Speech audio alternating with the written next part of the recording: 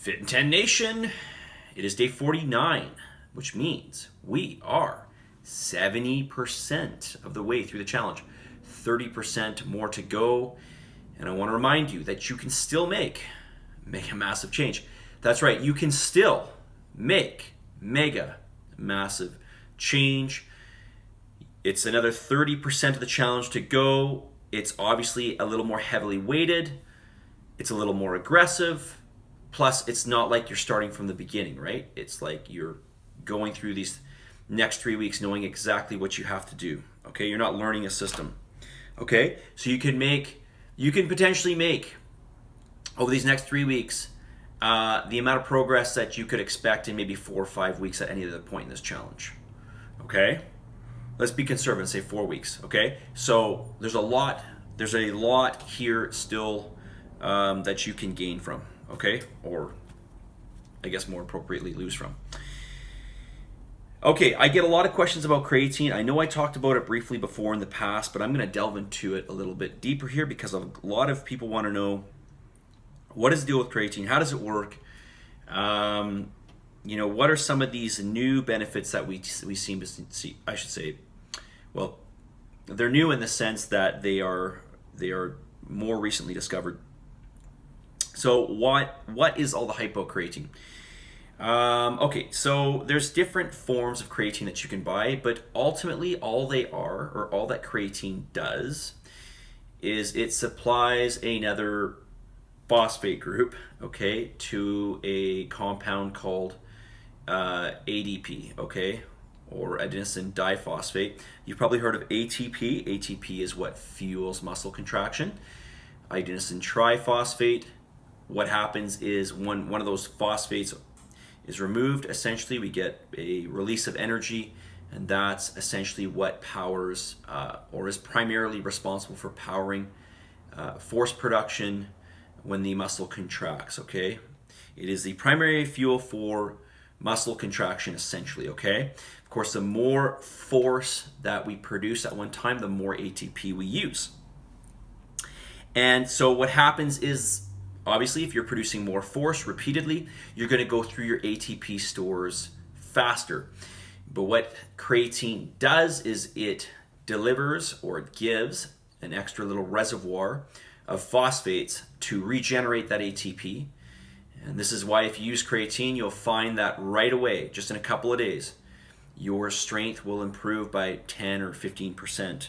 Okay? It's quite noticeable. Okay, so what do we see from taking creatine? Okay, well, obviously we see a strength improvement. Okay, again, we see an increase in those phosphocreatine stores. We see an increase in total intracellular water. Okay, now people think that this is a bad thing. I don't want to hold water. It's water in the muscle cell, so it's like you can't tell that there's extra water in your body. It's in the muscle. The muscle actually just, essentially almost like hypertrophies. It's not quite like a hypertrophy. It's not like there's actually more muscle tissue there, but there's more water in the cell. So the muscle is going to appear fuller. It's going to appear a little more dense, and it's going to appear, well, as a result of the density, it's going to appear more toned, okay? So this is a good thing for everybody. Also, a more hydrated muscle is, you may have heard me already talk about this, is more apt to, it's more conducive to a protein synthesis environment. It's more conducive to helping to build muscle. Okay, a dehydrated muscle is not going to be nearly as, quote, good at doing its job at protein or at synthesizing protein as compared to a muscle that's hydrated. Okay, so another bonus for creatine. We see a boost in the formation of essentially proteins in the muscle that help to form new muscle. Okay, so basically you're allowing the muscle to do a better job at creating more muscle fiber. We see that it helps prevent brain cell death. Of course, this is shown in mice who have Huntington's disease, which is basically a neurological disease. we see that that creatine helps prevent the loss in brain cells. Okay, now whether this carries over into human beings, I'm not sure. I don't see why they couldn't do an experiment to test this, but nonetheless, we do see that in mice. There is I don't know if this is more of a correlative or if there's actually I don't believe there's a mechanistic data. There is cause and effect to show this, but there is a strong belief that it helps to reduce neurological diseases in general, like Alzheimer's, epilepsy, even Lou Gehrig's disease or ALS. Okay, so basically it helps with it helps improve the motor neuron function.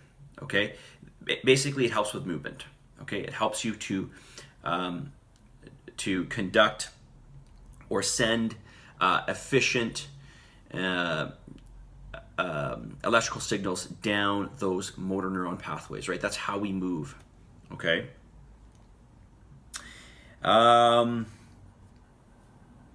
This is interesting, and I actually didn't know this. Helps with function of GLUT4 receptors. This is something new I read. So so this is a good thing for prevention of type 2 diabetes.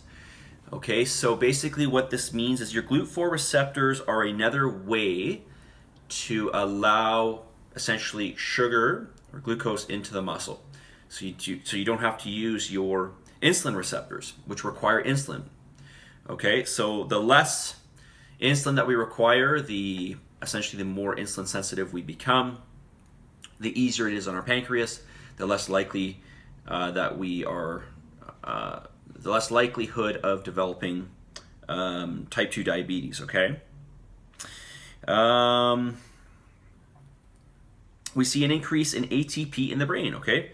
The brain, the only way we can essentially, perform all of our daily tasks throughout our nervous system, so our brain and our peripheral nervous system, which I just touched upon 2 points ago, is for there to be enough ATP there, okay?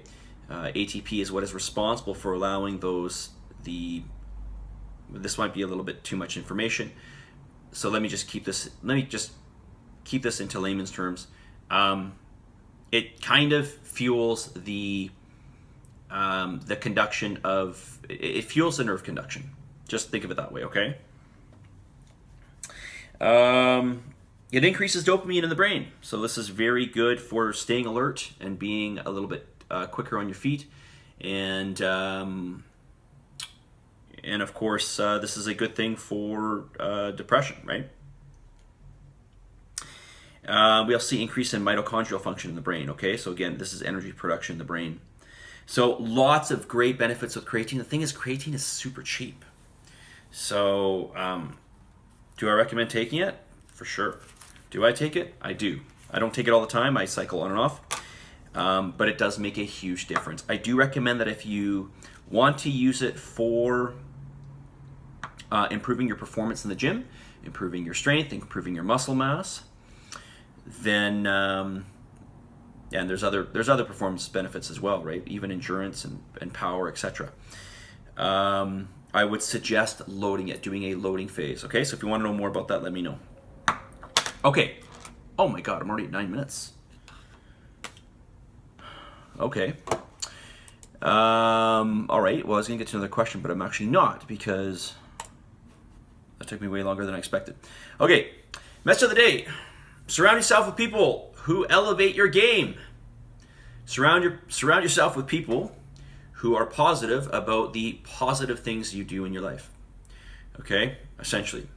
So well, that's one aspect, but even surround yourself with people who raise your standards. Okay, there's a saying, right?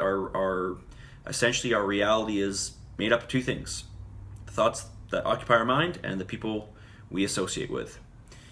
So surround yourself with people who elevate your game. If they elevate your game, you're going to play a better game. Okay, you're going to be better at life. Okay, you'll probably be a lot happier too. I think that's much more important. Okay, so that's all I'm going to say. Positive energy, positive vibes. Believe in yourself, and for the love of God, give some gratitude for everything you have in this world. And I will talk to you all very soon. day 49, you guys. Day 50 tomorrow. 21 days to go. 21 days to go. Let's take advantage of each and every day. Let's give it everything that you got to make the best of these 21 days and see some huge, mega massive change in your final scan that's going to be here before you know it. Okay, we'll talk to you all very soon. See ya.